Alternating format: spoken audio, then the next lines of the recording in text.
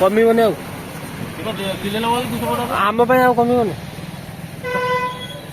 ଖାଲି ତ ହସୁଛ ଆଉ ପାଣି ତମେ ଖୋଲୁଛ ଏଇଟା କଣ ନବୁ ଆମେ ସେଇଟା ସିନା ଖାଲି ଓଜନ ଉଠିବ।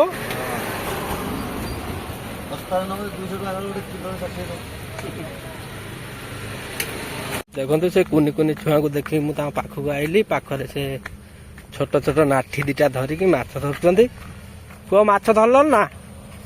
କେତେ ବଡ଼ ବଡ଼ ଲୁହା ଦେଇକି ଯାଉଛି ଗାଡ଼ି ଏ ଟୋଲ ପ୍ଲାଜାର।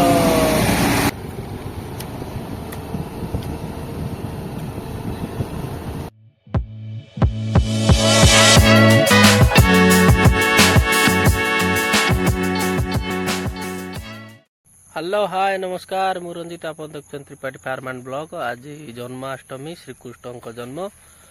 ଆଜି ଆପଣମାନଙ୍କୁ ହାର୍ଦ୍ଦିକ ଶୁଭେଚ୍ଛା ଏବଂ ଅଭିନନ୍ଦନ। ଆଜି ଆନ୍ଦପୁର ଅଭିମୁଖେ ଆମେ ବାହାରିଲୁ। ଆଜି ଆନ୍ଦପୁରରେ ଦେଖିବା କ'ଣ କେମିତି ସବୁ ଆନ୍ଦପୁର ଏରିଆର ଦୃଶ୍ୟ। ଭିଡ଼ିଓ ଯଦି ଭଲ ଲାଗିବ ଲାଇକ୍ କରିବେ, ସେୟାର କରିବେ, ସବସ୍କ୍ରାଇବ୍ କରିବେ। ତ ଚାଲନ୍ତୁ ଯିବା ଆନ୍ଦପୁର। ତ ଦେଖନ୍ତୁ ଆମେ ଟୋଲ ଗେଟ୍ ପାଖରେ ପହଞ୍ଚି ଗଲୁଣି। ଆମେ ମେନ୍ ରୋଡ଼ ଉପରେ ଏବେ ଅଛୁ। ବର୍ଷା ଟୁପୁର ଟୁପୁର ଟୁପୁର ଟୁପୁର ହେଉଛି। ଗାଡ଼ି ମୁଁ ଧରିକି ଆସିଛି ସର୍ଭିସିଂ କରିବି, ସୁଜୁକି ଗାଡ଼ି।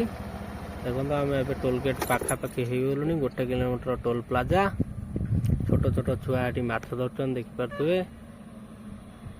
ଦେଖନ୍ତୁ ଛୋଟ ଛୋଟ ଛୁଆ ସବୁ ମାଛ ଧରୁଛନ୍ତି। କୁନି କୁନି ଛୁଆ, ଜାଗା ବହୁତ ବଢ଼ିଆ ଦେଖାଯାଉଛି, ବର୍ଷା ପାଗ।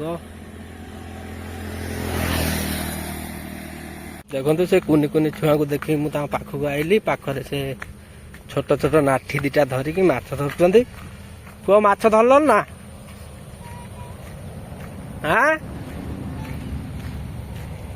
ଧରିଲନି ନା ଧରି ପାରୁନ? ଏଇଟା ଗୋଟେ ଛୋଟିଆ ନାଳରେ ସେ ମାଛ ଧରୁଛନ୍ତି ଛୋଟ ଛୋଟ ଛୁଆ। କେତେ ମାଛ ଧରିଲଣି? ଗୋଟେ। ଦେଖନ୍ତୁ ନାଠି ପକାଉଛନ୍ତି କୁନି କୁନି ଛୁଆ। ବର୍ଷା ହଉଛି ଟୁପଟୁପୁ। ଧରା ପଡୁଛନ୍ତି ନା ମାଛ? କାଇଁ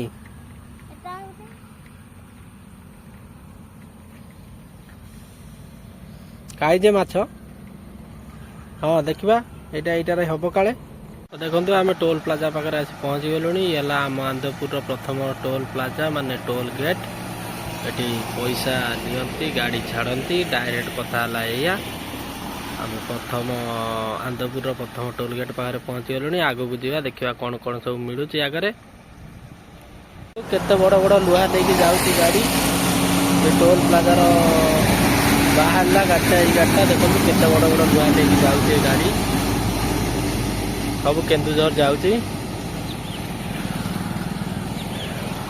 ଆମେ ଏବେ ଟୋଲ ପ୍ଲାଜା ପାଖରେ ଅଛୁ। ଦେଖନ୍ତୁ ବହୁତ ଜୋରରେ ବର୍ଷା ଆରମ୍ଭ ହୋଇଗଲାଣି। ଟୁପୁ ଟୁପୁ ବର୍ଷା ହେଉଥିଲା, ଏବେ ଜୋରରେ ଆରମ୍ଭ ହୋଇଗଲାଣି। ସେଥିପାଇଁ ଠିଆ ହେବାକୁ ପଡ଼ିଲା। ବର୍ଷା ବହୁତ ଜୋରରେ ହେଉଛି। ବର୍ଷା ଛାଡ଼ିବାର ନାଁ ଗନ୍ଧ ନେଉନି, ସେଥିପାଇଁ ମୁଁ ଭେଦିକି ଆଗକୁ ବଢ଼ିଲି। ଚାଲନ୍ତୁ ଆଗକୁ ଯିବା, ଆଗରେ ଦେଖିବା ଆଉ କ'ଣ କ'ଣ ସବୁ ଦେଖିବାର ଜିନିଷ ଅଛି। ମୁଁ କୁସେଇରୁ ଏବେ ଆଗକୁ ବଢ଼ିବା। ଚାଲନ୍ତୁ ଏଇପଟକୁ ଯିବା ଆମେ ଆନ୍ଦପୁର।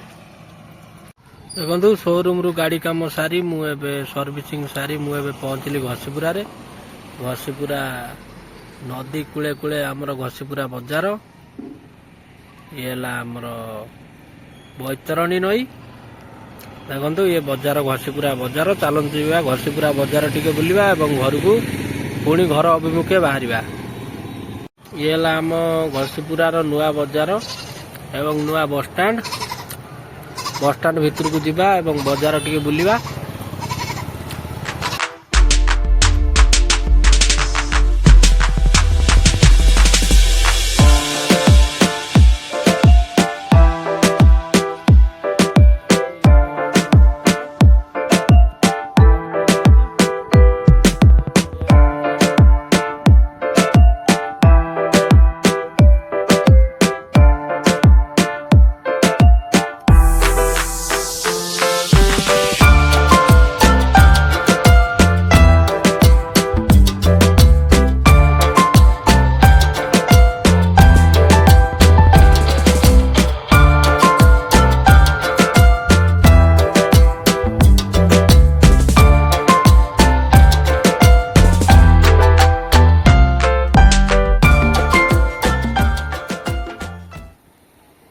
ଛତୁ ଦୋକାନରେ ଏବେ ଆସି ପହଞ୍ଚିଗଲୁ ଭାଇଙ୍କ ପାଖରେ। ଭାଇ ଆମର ଛତୁ ହାଇ ରେଟ୍ କରିଦେଉଛନ୍ତି।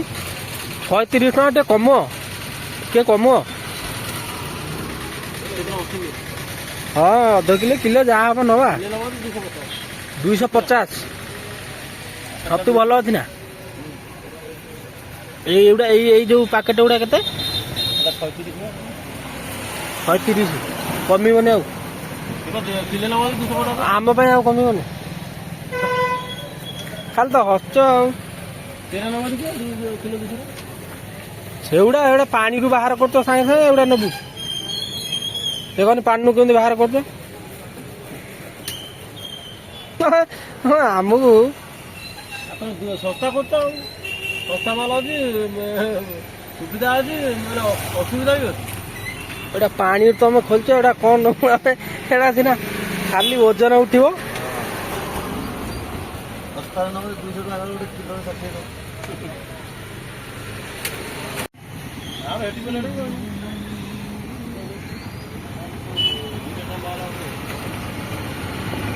ଛତୁ ଭାଇ କୋଉଠୁ ଆସୁଛି? ଛତୁ ଏତେ କୋଉଠୁ ଆସୁଛି? ଭଦ୍ରକ ଛତୁ ତମେ ଆଣି ଓଦା କରି ବିକୁଛ? ଓଦା କରି ବିକୁଛ ତମେ ଅଧ କିଲୋ ଟା ବୋଧେ 490 ହବ, ତମେ କହୁଛ ଅଧ କିଲୋ କରିକି ଦିଅ। ଓହୋ। କୋଉଠୁ କରିକି ଦବୁ? ପୁଣି କହୁଛ 240 220 କିଣିଦେବି, 240 ରେ ବିକୁଛୁ, ତମେ କହୁଛ ରେଟ୍ କମ କରିକି 200 ଟଙ୍କା କିଲୋ। କୋଉଠୁ ଦବୁ? ସେଇଆ ଠିକ ଠିକ।